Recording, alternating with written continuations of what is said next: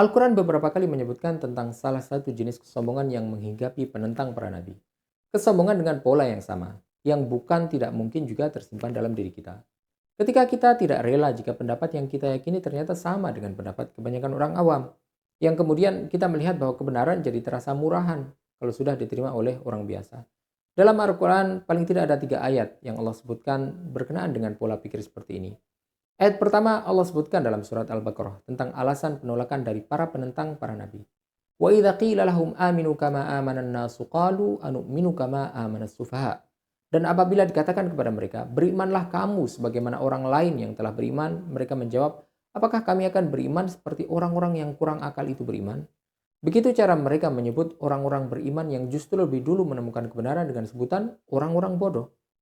Dalam surat berbeda, Allah SWT menyebutkan ucapan penolakan para kaum Nabi Nuh alaihi salam dalam firman-Nya, "Qalu anu'minu laka wattaba'akal ardalun." Mereka berkata, "Apakah kami harus beriman kepadamu padahal pengikut-pengikutmu adalah orang-orang yang hina?" Ini ucapan kaum Nabi Nuh alaihi salam saat menolak dakwah beliau.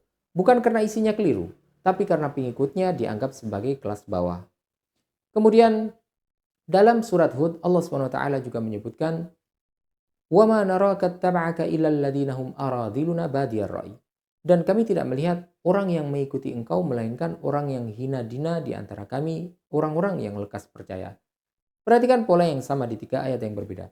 Kebenaran ditolak bukan karena isinya, tapi karena siapa yang menerimanya lebih dulu. Kemudian ada satu sikap yang lebih halus lagi.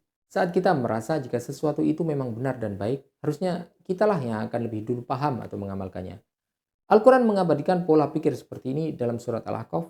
وَقَالَ الَّذِينَ كَفَرُوا لِلَّذِينَ آمَنُوا لَوْ كَانَ خَيْرًا مَا سَبَقُونَا إِلَيْهِ وَإِذْ لَمْ يَهْتَدُوا بِهِ فَسَيَقُولُونَ هَذَا إِفْكٌ قَدِيمٌ.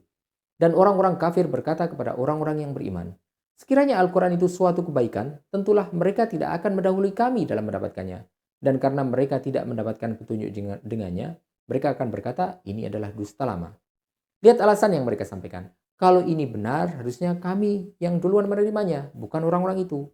Gengsi yang berbicara sebelum akal sempat menimbang argumen.